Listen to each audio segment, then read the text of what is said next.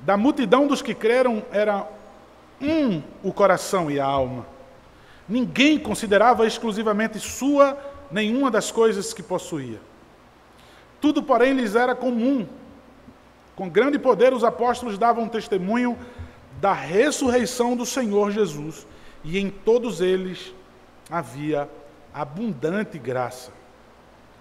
Pois nenhum necessitado havia entre eles, porquanto os que possuíam terras ou casas, vendendo-as, traziam os valores correspondentes e depositavam aos pés dos apóstolos.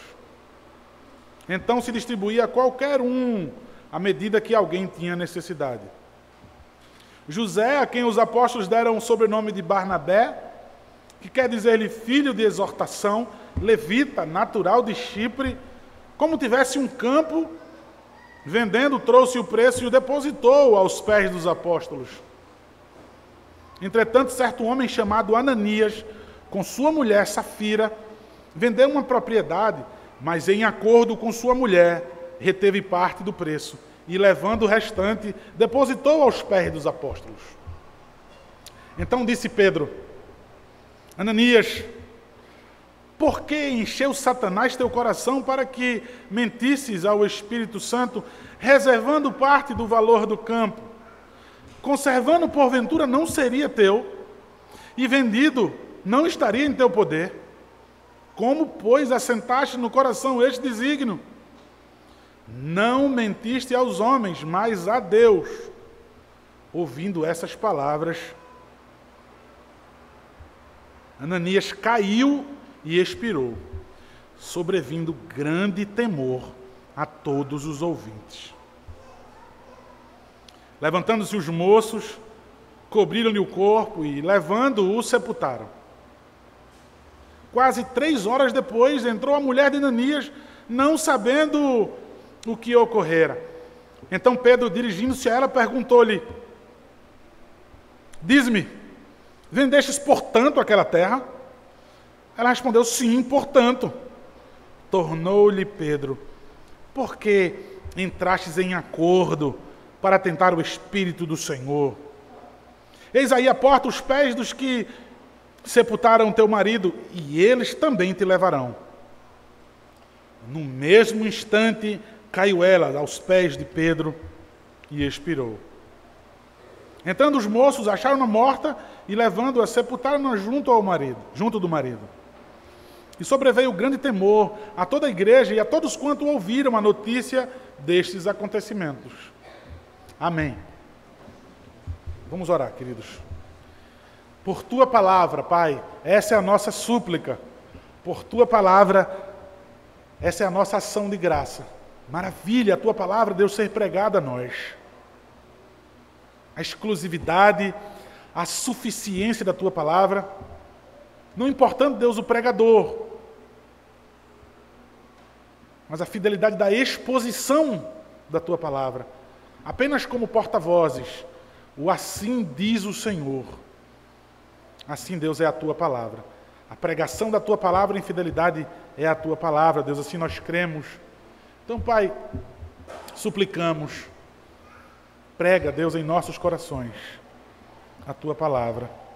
Aplica, Deus, a tua palavra com o poder do teu Santo Espírito, para que pecadores sejam salvos, Deus, rendendo-se ao Senhor nessa manhã, para que haja edificação na tua igreja, transformação na tua igreja, de maneira que glorifiquemos o teu santo nome. Amém. Como vai vocês? Como anda a igreja Castelo Forte? Talvez você não é membro dessa igreja. Como vai você? Como vive você que diz que é crente? Lucas, sendo bem diferente dos outros evangelhos sinóticos, vejam, Mateus e Marcos, até mesmo de João, ele é diferenciado por conta dos seus detalhes. Tudo aquilo que Lucas ouviu nos evangelhos, relatou minuciosamente. Esse é o destaque que há. Ele era médico, sim, médico, mas esqueça a questão financeira, porque naquela época escravos eram médicos. Lucas era filho de escravo. Certamente ele poderia ser um. Mas por ser alguém que minuciosamente se debruçava sobre os escritos, sobre os relatos. Lucas, então, ele vem continuar o Evangelho.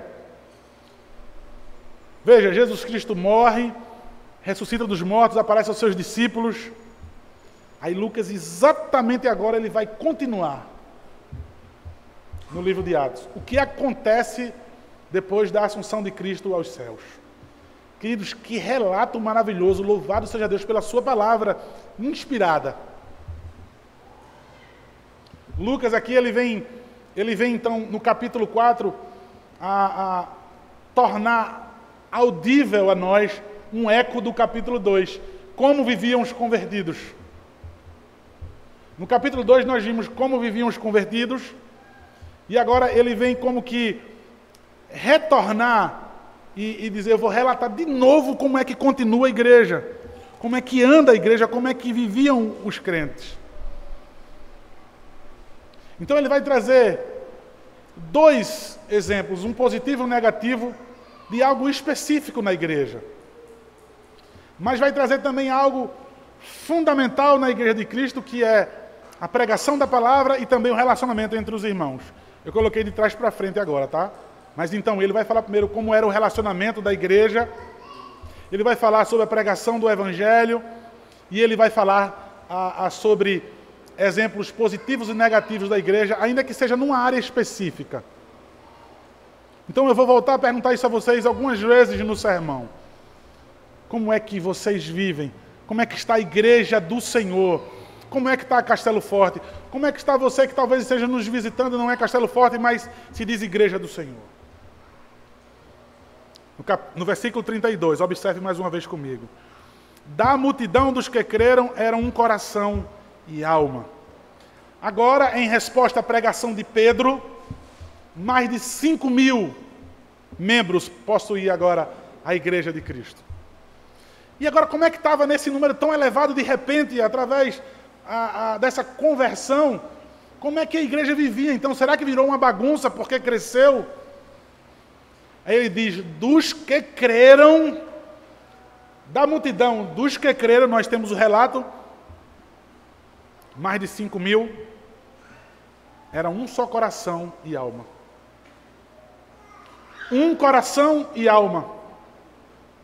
Lucas, ele está pegando emprestado a expressão de Deuteronômio, a linguagem que várias vezes nós lemos em Deuteronômio, sobre coração e mente, coração e alma.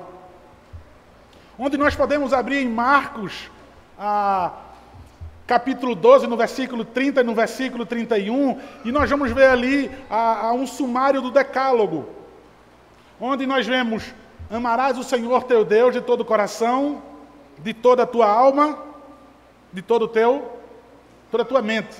Então, nesse sumário do decálogo, nós vamos ver ali nos evangelhos, em Marcos, tá? Vejam só, alma e coração, mente e coração, é a expressão que ele usa aqui. Coração e alma, no versículo 32.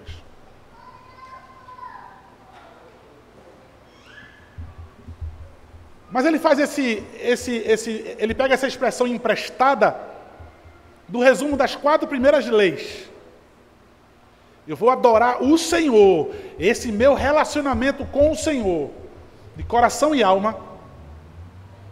Mas aí então Lucas está dizendo, a igreja vivia isso entre os irmãos. Que aí é o resumo, que aí é o sumário das outras 6 leis que dizem o relacionamento que eu tenho com meus irmãos. Amarás o teu próximo como a ti mesmo. Então vejam, o relacionamento que eles tinham com Deus, de maneira vertical, eles agora tinham de maneira horizontal. A igreja vivia um coração e mente, um coração e alma. Como isso é possível, irmãos? Porque estava sobre eles o poder de Deus. Porque no capítulo 2, nós vimos que desceu sobre eles poder.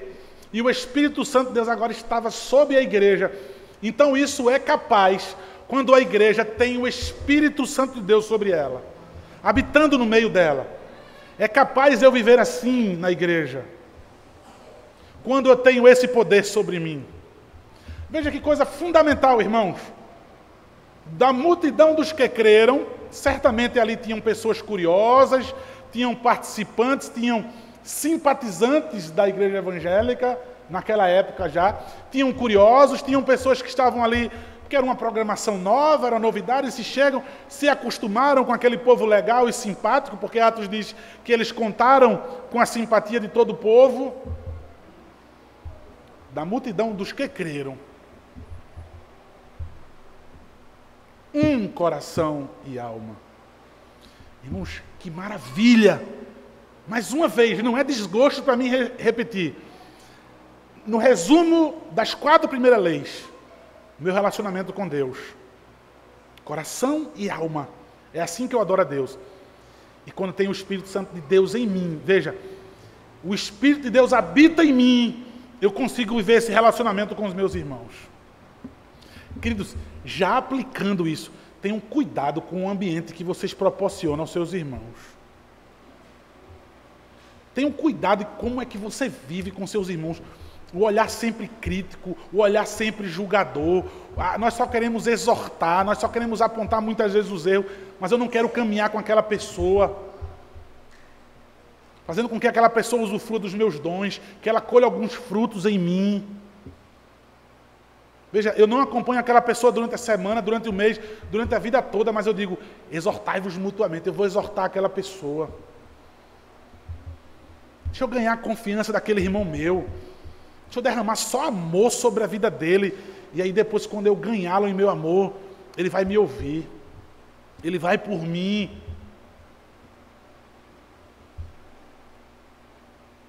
Da multidão dos que creram. Eles podiam viver esse relacionamento que viviam com Deus. Eles podiam viver entre irmãos. Que maravilha, irmãos. Que maravilha. Veja, um antegozo dos céus. Aquilo que só poderia ser para a gente aceitável no céu. Podemos viver isso aqui hoje. Castelo Forte pode viver isso hoje, se tivermos sobre nós o Espírito Santo de Deus. Poder. Segue o versículo 32 dizendo, ninguém considerava exclusivamente nenhuma das coisas que possuía. Tudo, porém, lhes era comum. Quero pular o versículo 33 e eu vou voltar para ele. Não haverá prejuízo, tá? Versículo 34. Pois nenhum necessitado havia entre eles, porquanto os que possuíam terras ou casas, vendendo-as, traziam os valores correspondentes e depositavam aos pés dos apóstolos. Então se distribuía a qualquer um à medida que alguém tinha necessidade. Esse comum do versículo 32, nada tem a ver com comunismo, nada a ver com o socialismo, muito pelo contrário. Nós vamos ver nos versículos posteriores sobre Barnabé, sobre até o caso negativo de Ananias e Safira, que havia propriedade privada sim, que não havia compulsão nem do governo e nem muito menos da autoridade da igreja para que não houvesse propriedade privada, para que as pessoas ali rendessem, entregassem todos os seus bens para que pudesse todo mundo ter o mesmo salário, para que ninguém tivesse propriedade e que fosse distribuído. Muito pelo contrário, esse texto, irmãos, ele é usado para confirmar, para dar força ao comunismo. Isso é mentira, tá bom? O texto vai dizer muito pelo contrário, que as pessoas tinham e que as pessoas deliberadamente, voluntariamente, em amor, as pessoas contribuíram com aquilo que era seu, propriamente meu, eu vou doar. Em nenhum momento nós vamos ver aqui as pessoas sendo constrangidas, negociada a ceia, a disciplina na igreja, caso eles não vendessem tudo o que tinham e vivessem em igualdade. Existia uma comunidade, inclusive a vizinha, a comunidade de Quirã, que eles, de fato, aderiram a isso. Mas nada a ver tinham com o cristianismo, que vendiam suas posses e de maneira compulsiva, eles eram obrigados, e assim eles viviam, até mesmo com pena de morte, quem fosse pego com alguma propriedade privada. Tá bom? Então, descartando qualquer possibilidade desse texto estar dando margem ao comunismo satânico, tá? Isso é mentira e jamais aceitem isso quando vocês ouvirem essa palavra. Mas então, voltando, irmãos, ao versículo 33. Ele vai dizer que a abundância dos bens, a abundância que havia na igreja, não era porque os irmãos deliberadamente, fraternalmente, que os irmãos se compadeciam dos outros, e à medida que alguém tinha necessidade, alguém quando queria, vendia um terreno que tinha, e aí ele ajudava o seu irmão necessitado. Certamente, irmãos, porque as pessoas, o povo de Deus tinha afluído ali para Jerusalém, é aquele local onde Jesus Cristo voltará, onde nós iremos ver Ele voltando. Depois que eles viram o Espírito Santo desceu sobre nós, nós agora entendemos que é o Espírito Santo do Senhor, o Consolador. Perdeu-se o motivo da gente viver aqui nesse local. Então, perdeu-se o interesse em ter propriedades ali. Talvez isso ajudou que as pessoas pudessem, então, contribuir com seus irmãos. Isso é uma forma de pensamento. Mas aqui nós vamos ler no versículo 33 que a abundância da igreja não estava pela quantidade de bens que possuíam, não pela capacidade de ajudar seus irmãos. Observe o que diz o texto. Com grande poder, os apóstolos davam testemunho da ressurreição do Senhor Jesus, e em todos eles havia abundante graça. Com grande poder, outrora covardes, outrora medrosos, ninguém se pronunciou quando Cristo foi pego, quando Cristo foi crucificado.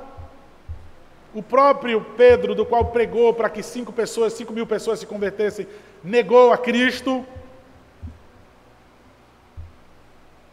Mas agora não mais covardes, não mais medrosos. Diz o texto que com poder. Não o poder que emanou o próprio dos seus corações. Não por uma convicção própria, mas veja, porque estava sobre eles o Espírito Santo de Deus. Com poder, eles testemunhavam. Irmãos, sem hesitação, sem diluir o Evangelho, sem camuflar o Evangelho, sem pintá-lo para que ele possa ser tragado pelo mundo sem que cause efeito de transformação nenhum. O Sinédrio já se opunha à igreja. Com grande poder eles testemunhavam, e com grande poder a igreja ouvia e resistia ao Sinédrio. Já começava então a perseguição à igreja. Havia abundante graça, porque havia pregação do Evangelho. Irmãos, notem comigo no texto, não tinha espaço para piadas, não tinha espaço para qualquer outra coisa no sermão, mas era Cristo crucificado. Aquilo que Paulo vai dizer aos Coríntios, eu não usei de linguagem persuasiva, eu não usei de qualquer outro artifício que eu tenha no meu intelecto, porque Paulo era um homem sábio, conhecedor profundo da filosofia. Eu decidi ser um ignorante acerca das outras coisas diante de vocês. Eu não usei de estratégias, mostrar que sou um homem sábio, porque eu sou isso, aquilo, outro, e agora eu vou acrescentar o Evangelho sem que eles percebam. Isso não é estratégia, isso é mentira do diabo que soa dos nossos ouvidos. É não porque, pastor, se a gente chegar falando de crucificação, se a gente for falar de morte, de sangue, ninguém vai querer ouvir. De fato, as pessoas não queriam ouvir, ou se convertiam ou odiavam. Pedra de tropeço e escândalo. Era isso que acontecia com os gregos e com os judeus. Como é o Deus de vocês? Se encarna. Era isso que os gregos diziam. Nós que temos o panteão, com todos os deuses, para todos os gostos.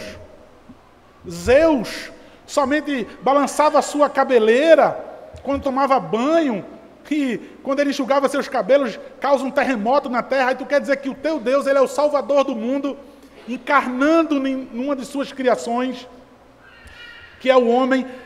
Então ele padece sob o poder da criação do homem, humilhado, torturado, ele morre E você quer dizer que isso é vitória? Você quer dizer que isso é um salvador? Rilhavam os dentes. E eles diziam, isso é loucura. E aí Paulo diz, loucura para os que se perdem. Para nós que somos salvos, é o poder de Deus. E os judeus, quando ouviam isso, o Filho de Deus, você quer dizer que Cristo, o Filho de Deus, ele morre na mão dos pecadores? Por isso foram chicoteados, por isso foram apedrejados, por isso, de toda forma, a igreja foi perseguida. E hoje a igreja não é mais perseguida. Uma explicação evidente e bem clara. Não há mais pregação do evangelho da cruz. Não há mais pregação sobre Cristo crucificado. Na segunda vez que se anuncia isso, tá bom, pastor, já chega. Toda pregação tem que falar de Cristo. Anátema. Anátema, eu digo desde já quando alguém disser a mim, toda pregação tem que falar de Cristo e Ele crucificado. Eu vou dizer, Deus tenha misericórdia da sua vida. Nenhuma pregação e nenhuma passagem da Bíblia, e eu estou errado quando eu fizer, e às vezes que eu fiz, onde eu não apontei Cristo e esse crucificado em qualquer dos meus sermões. E o Senhor tem misericórdia de mim, porque certamente eu o fiz. Mas pela misericórdia do Senhor, estamos de pé. Com grande poder. A pregação deles, o testemunho deles, era de Cristo crucificado. A abundância estava não sabendo que eu não vou passar fome. Como a lei de Moisés e Deuteronômio vai dizer também que não iria existir pobres entre o povo de Deus. A abundância não consistia nisso, na segurança de que não iria padecer de fome. Que eu ia ter um teto, que eu ia ter o que vestir. Mas porque não ia ter a ausência da pregação do Evangelho. A pregação do Evangelho é Cristo crucificado. Não mencionar Jesus em uma pregação. Isso não é pregação do Evangelho. A grande notícia, as boas novas, é quando diz, ele morreu na cruz pelo meu pecado, no sacrifício substitutivo, livrando da maldição que estava sobre mim, da dívida que eu tinha com Deus. E agora nenhuma condenação há mais para mim. Que notícia! Que boa notícia! O Evangelho! Há abundante graça em toda a igreja onde esse Evangelho é anunciado. Falte o que for para essa igreja. Falte programações outras. Mas se com poder estiver sendo anunciado a ressurreição do Senhor Jesus Cristo, há abundante graça nessa igreja. Versículo 36, irmãos. José, a quem os apóstolos deram por sobrenome de Barnabé, que quer dizer filho da exortação, levita, natural de Chipre, como tivesse um campo, vendendo, trouxe o preço e depositou aos pés dos apóstolos. Irmãos, Barnabé é colocado aqui como esse bom exemplo.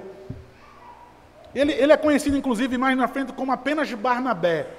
Seu nome era José, e aí foi trocado por Barnabé, talvez no seu batismo, como era comum receber um novo nome. E aí o nome dele foi chamado de Barnabé, filho da exortação, ou em outras traduções, filho da consolação.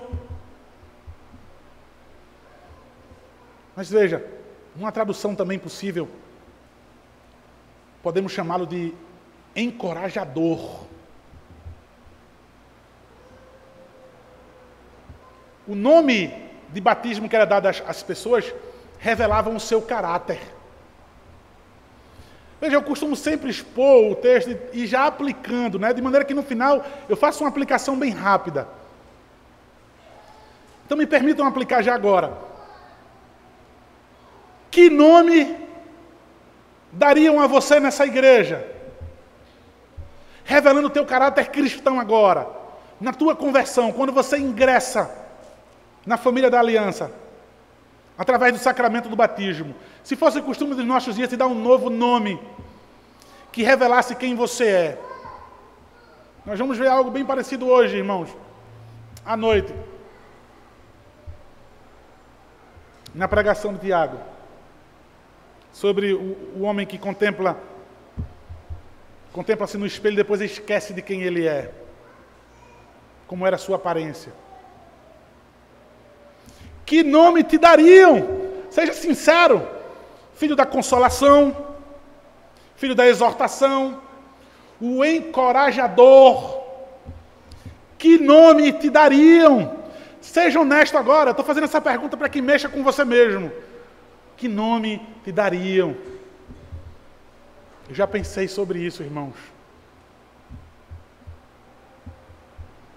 Uma palavra tão usada aqui na nossa igreja.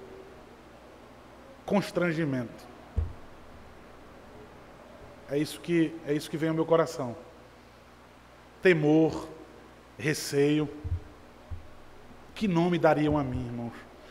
Pelo que eu sou na igreja hoje, pela minha atuação, posso sugerir um nome para você, sem que seja tão duro com você, desconhecido. Sem que eu seja tão duro com você, falando de uma igreja onde as pessoas têm um coração e alma. Deixa eu dar um nome para você, anônimo.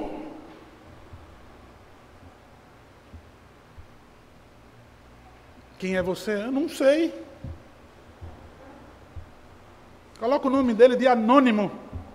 Ele só vem aqui de vez em quando. Sei quem é, já vi. Posso apontar. Eu acho que é ele.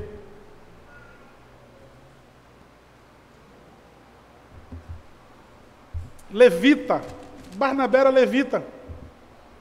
Por que esse detalhe, irmãos? Porque logo ele sendo colocado aqui como exemplo, não tinham outras pessoas também fiéis que fizeram a mesma coisa? É só nisso, só no nome dele. Mas veja, levita. Eram os levitas que recebiam o dízimo. Com o testemunho da ressurreição de Cristo, toda a lei que apontava para Cristo, inclusive o levirato, caiu em desuso. E agora aquele que recebia dízimo, agora ele vai botar a mão no bolso e vai contribuir aos apóstolos. Mostrando então a sucessão de autoridade que foi dada à igreja. Inclusive, quando ele diz que era depositado aos pés dos apóstolos, que Barnabé fez isso, era apenas o depositário os apóstolos. Ninguém estava dando presente aos apóstolos. Ninguém vinha dar dinheiro aos apóstolos. Aconteceu algumas vezes nos meus anos de ministério, de alguém novo na igreja vir dar o dízimo a mim, vir dar uma oferta. E aí eu de pronto já brinco, eu digo, opa, é uma oferta para o pastor, bota aqui. Não, é o dízimo. A pessoa dá uma ré na hora, diz, não, meu irmão, eu nem toco no dinheiro. Na igreja presbiteriana do Brasil, e deixa eu falar especificamente sobre a Castelo Forte, o pastor não diz quanto recebe. É a igreja que o elege democraticamente, que diz quanto o pastor vai receber. É a diaconia, o tesoureiro que recolhe. O pastor nem vê o dinheiro. Eu nem toco nisso daí, meu irmão. Mas veja, mexeu com algo do ser humano. Ele tinha uma vida de receber, de ser o oficial que recebia, mas não somente reconhece a ressurreição que foi pregada com o poder de Cristo, mas a sucessão de autoridade, não mais ele, mas aos apóstolos. E ele vai lá reconhecendo isso e contribui. E vendeu um terreno que tinha. Era proibido também, segundo a lei de Moisés, um levita ter posses, né? Caiu em desuso, então certamente ele casou, comprou um terreno. Mas ele viu que havia necessidade para a igreja. Quero continuar servindo a igreja, se desprendendo do seu valor. Ele foi lá e vendeu. Mas veja, irmãos, algo que mexe tanto comigo, dinheiro, é difícil. Ele demonstra o respeito da autoridade que havia agora na igreja de Cristo, por causa da ressurreição do Senhor. O encorajador, esse é o nome que ele recebeu, que vem a constranger os nossos corações. Mas bem rápido agora, irmãos. Versículo 1 do capítulo 5. Entretanto, certo homem chamado Ananias, agora é o exemplo negativo, com sua mulher Safira, vendeu uma propriedade, mas em acordo com sua mulher, reteve parte do preço e, levando o restante, depositou aos pés dos apóstolos. Então disse Pedro, Ananias, por que encheu Satanás teu coração para que mentisse ao Espírito Santo, reservando parte do valor do campo, conservando, porventura, não seria teu, e vendido não estaria em teu poder? Como, pois, assentaste no coração este desígnio? Não mentiste aos homens, mas a Deus. Ouvindo essas palavras, Ananias caiu e expirou, sobrevindo grande temor a todos os ouvintes. Irmãos, isso declara a seriedade de todos os nossos atos na igreja. Tudo aquilo que a gente faz na igreja está sob os olhos do Senhor, está sob os olhos do noivo, e haverá consequência de tudo aquilo que nós fizermos negativamente na igreja do Senhor. Veja, existe todo o benefício eterno, gracioso, maravilhoso de ser noiva do Senhor. Daquilo que nós iremos gozar durante toda a eternidade, a salvação, o descanso do Senhor. Mas veja, irmãos, a malícia, a esperteza mundana, a sabedoria segundo o mundo, pode trazer consequências terríveis ainda aqui nesse mundo para as nossas vidas. Sabe qual foi o problema aqui, irmãos, de Ananias e Safira? Homem e mulher se juntaram para fazer o mal. Nisso eles foram fiéis um ao outro. Quando se juntam para fazer o mal, para pecar eles se juntaram. E pense numa coisa linda, pense num romance para pecar. Entraram em acordo. Vamos fazer? Vamos. A ideia aqui, irmãos, é que eles queriam aparecer. Eles venderam parte, eles venderam o terreno, pegaram uma parte, mas eles queriam receber mérito pelo todo. Eles pegaram um montante, tiraram uma parte, mas queriam receber o mérito por tudo. John MacArthur Jr., pastor John MacArthur Jr., escritor, conferencista, ele vai dizer que eles queriam, a ideia aqui é como se eles tivessem dobrado, eles queriam receber um mérito pelo dobro do dinheiro, é como se fosse mais ou menos isso. Nós vamos doar dinheiro, vamos arrancar um pedaço. N justificativas, iguaizinhas às suas e às minhas, dos nossos dias hoje. Não, porque nós não podemos fazer assim para a igreja. É muito tempo para ser doado para a igreja. Nós temos nossas ocupações, nós temos os nossos interesses, o nosso descanso, e é muito hiperatividade na igreja, ainda que nossa igreja não seja, isso não se aplica a nós. A nossa igreja tem pouquíssimas atividades, todas elas edificantes, ainda que seja, vez por outra, momentos de confraternização. Oportunidade de eu ver uma alma e um coração, meus irmãos, de eu ter com ele isso. Mas N justificativas para que eles pudessem cometer tal torpeza. Homem e mulher juntos. Veja só, preste atenção. Talvez, existia um termo naquela época, de uma parte que era reservada para a mulher. Existia um montante, um valor que o casal se unia, conversava e dizia, esse dinheiro aqui vai ser uma segurança para a esposa. Não era um dote, tá? Mas era algo que existia comum entre os hebreus, de guardar um valor. Talvez ele dissesse, é justo, vamos tirar primeiro essa parte aqui e doar para a igreja. Ou seja lá qual for o motivo, nós não sabemos. O que eu quero dizer é que é eu e você, nós muitas vezes temos justificativas, mas que na igreja nós somos para todos, para o mundo ao nosso redor, crentes piedosos, crentes maduros, servos fiéis. Diz o texto que quando aquele pecado foi revelado, ele caiu e morreu. Houve uma consequência negativa imediata para a igreja de hoje. Veja, o Espírito Santo já estava sobre a igreja, Cristo já estava assunto aos céus. Estamos falando da igreja hoje, da nova era, do finais dos tempos, dos últimos dias, que nós vivemos daquele dia até agora, já é o final dos tempos. Houve uma consequência negativa. Pastor, por que é que não cai ninguém duro no chão hoje, quando fazem coisas erradas na igreja?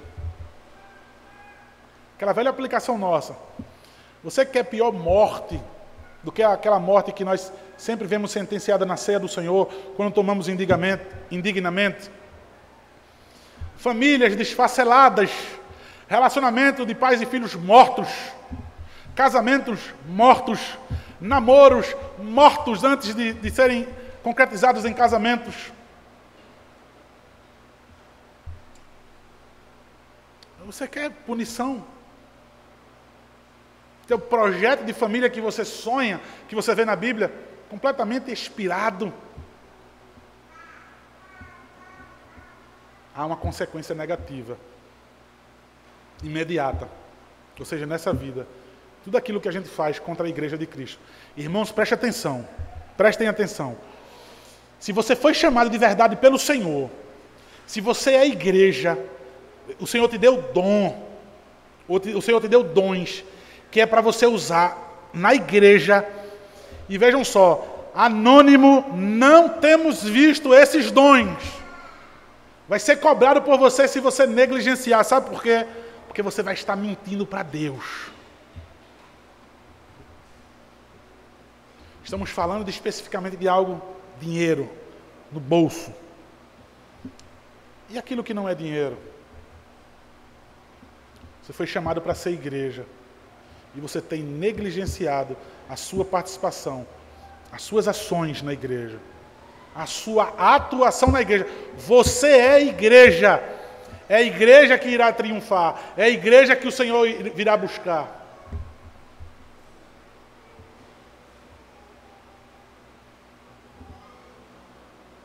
Versículo 5, ouvindo essas palavras, Ananias caiu e expirou, sobrevindo grande temor a todos os ouvintes. Vocês que ouvem isso, vocês temem, irmãos?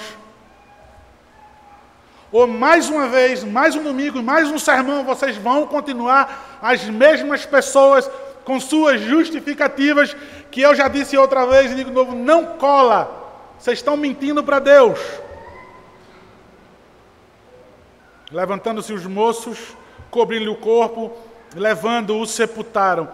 Quase 3 horas depois entrou a mulher de Ananias, não sabendo o que ocorrera. Irmãos, quase 3 horas depois. Um funeral naquela época durava dias. Pastor, é porque alguém foi morto aqui por maldição do Senhor. A purificação daquele local. Amém. Mas, irmãos, isso nos diz uma coisa muito séria. Isso nos diz algo muito sério. Ele foi sepultado rapidamente. Não há registro de Lucas, aquele que relatou minuciosamente o Evangelho, que tem seu nome, aquele que relatou aqui em Atos. Ele não diz ninguém pranteando o que aconteceu. Houve temor. Sabe o que é que se deduz com isso, irmãos? Não houve nenhum mimimi na igreja. Que absurdo, rapaz! Peraí, Pedro, com licença. Rapaz, aí é radicalismo demais. Aí é exigir demais. Eles venderam o terreno dele todinho, tiraram só um pedaço. Você está achando ruim. Ah, não. Deixa eu ligar aqui para o meu irmão e dizer, que absurdo isso que o pastor fez. Minha irmã, vem cá. Não concordo com o que o pastor Pedro fez. Ah, eu não concordo. Porque isso e aquilo outro. Não houve murmuração entre eles. O que houve foi temor com aquela sentença dada da liderança da igreja, com aquela disciplina aplicada. Tudo indica que a igreja aceitou aquela disciplina da autoridade dada por Deus aos apóstolos. Rapidamente aquele homem foi sepultado. 3 horas depois. Veja, a coisa foi tão rápida que a mulher dele, 3 horas depois, não sabia nem o que tinha acontecido. Certamente ela chegou e disse, cadê meu marido? Eu não estou vendo meu marido. Onde é que ele está? Alguém sabe dizer onde é que está meu marido? Certamente ela viu a bolsa de dinheiro no canto, reconheceu, certamente, tá, irmãos? Não diz o texto.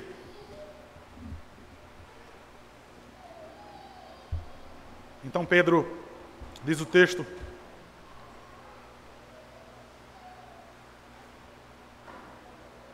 dirigindo-se a ela, perguntou-lhe, dize-me, vendestes, portanto, aquela terra?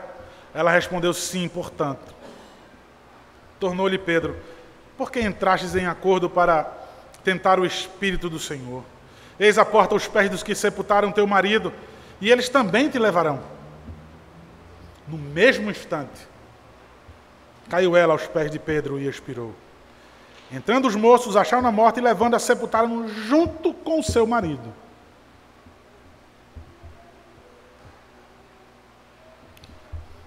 A oportunidade que aquela mulher recebeu. Observem, irmãos.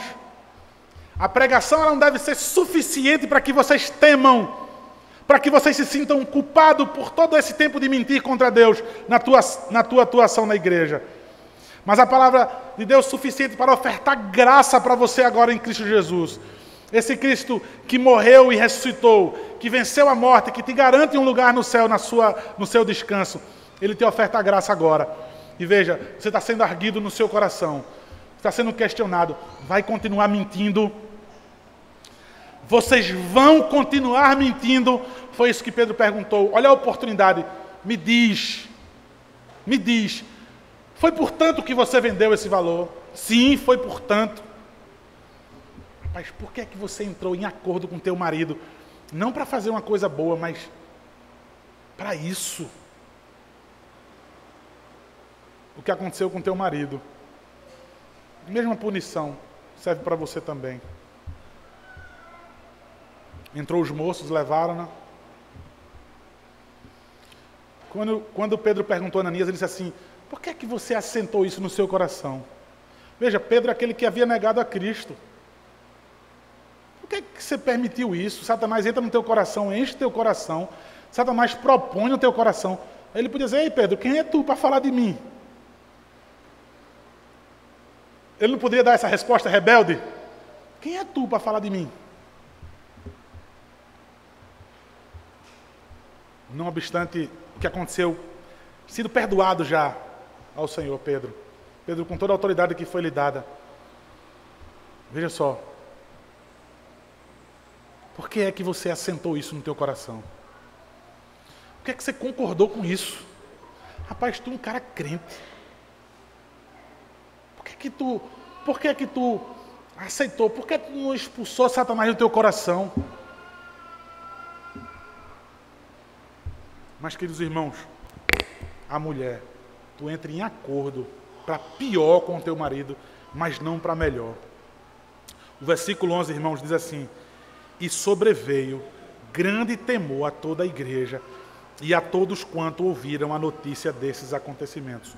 Vejam, não somente temor à igreja, mas lembra que nós vimos no capítulo 2? Que eles contavam com a simpatia de todo o povo. O povo que sabia com o que estava acontecendo. Que coisa linda, rapaz, igreja evangélica.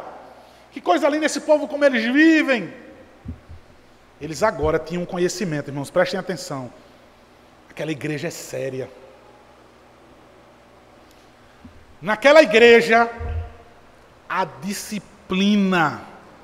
Deixa eu dizer 3 coisas que nós podemos aplicar e que aquelas pessoas de fora que não eram crentes ouviram. Eles olhavam para a igreja e diziam assim: olha como eles vivem entre eles. Essa é a primeira coisa. Um só coração e uma só alma. Se relacionam assim com Deus, se relacionam assim com seus irmãos. Olha como eles adoram a Deus, olha como eles vivem em família. São diferentes do povo do mundo. São diferentes de nós. Essa é a primeira coisa. Relacionamento entre irmãos na igreja. A segunda coisa, aquelas pessoas que ouviram sobre esses acontecimentos, eles ouviam sobre a ressurreição.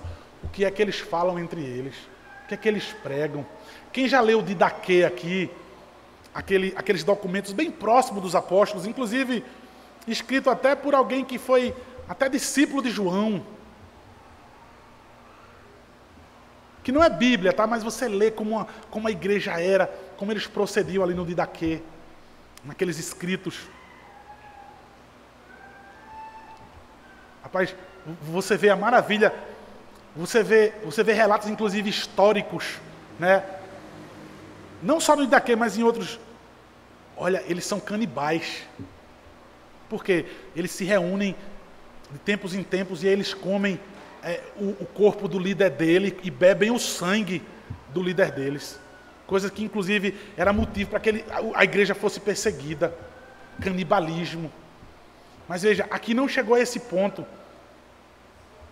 Mas eles ouviam. Eles pregam sobre a ressurreição do líder deles, do qual eles chamam de Salvador, do qual eles dizem que é Cristo, o Messias, o enviado de Deus. Ou seja, irmãos, a segunda coisa, além do relacionamento da igreja, a pregação do Evangelho. Era nisso que consentia, né? Era isso que trazia a característica da igreja, por ela ser abundantemente cheia de graça. Tinham abundante graça, porque tinham pregação. Falta tudo entre eles. Não eram os bens repartidos, mas era a pregação do Evangelho. Essa é a segunda coisa. A terceira, queridos, e última coisa.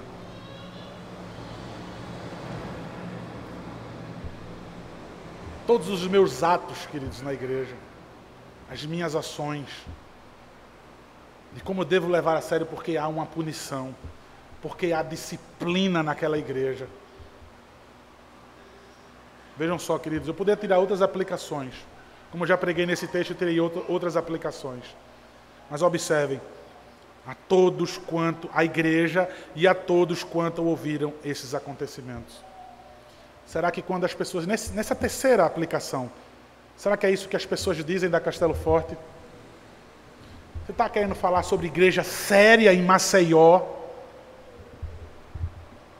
Tem uma que eles são meio esquisitos, a gente não sabe, né? Vivem pregando Cristo crucificado, vejam, cantam o inário que está dentro da Bíblia, guardam não somente 9 mandamentos, mas guardam os 10 que revelam o caráter de Deus. Eles guardam inclusive aquele que é tão difícil, o 4º mandamento, o dia do Senhor. A gente guarda os 9, né? Ninguém mata, ninguém rouba, ninguém mente. Eles guardam até aquele dia do Senhor. Mas se a igreja séria é a igreja Castelo Forte, lá a disciplina para os atos que não condizem com a verdade do Senhor. Mentira, falsidade como de Ananias e Safira, não será aceita em nossa igreja. Toda mentira, toda falsidade será expulsa da nossa igreja, revelando assim a seriedade da mesma. Disciplina bíblica. Queridos, a minha única pergunta que eu fiz no começo: como vai a igreja Castelo Forte? Como vão vocês? Como vivem os que creem da Castelo Forte? Como vivem vocês que creem? Como é que o mundo olha para vocês? O relacionamento de vocês, pregação do Evangelho, a disciplina bíblica. Como vivem vocês? E a minha última pergunta: sobrevém grande temor sobre vocês ao ouvirem essas palavras? Que Deus tenha misericórdia, meu irmão. Deixa eu dizer a vocês, escutem minhas últimas palavras. Em nome de Cristo Jesus, que Deus tenha misericórdia da sua vida, se você ouviu essas palavras. E assim como nessa igreja, por causa do poder do Espírito Santo, houve temor. Se você ouve essas palavras e continua apático, se você ouve essas palavras e sem nenhum temor continua mentindo a Deus, que Deus tenha misericórdia de nós, de maneira que nos agarremos à verdade desse Cristo ressurreto e roguemos a Ele: Pai, me dá uma oportunidade de mudar, transforma o meu coração a partir dessa palavra pregada, para que seja de fato igreja do Senhor, crendo no Cristo ressurreto e dando um bom testemunho àqueles que de fora nos assistem, aqueles que tomam conhecimento de nós. Amém.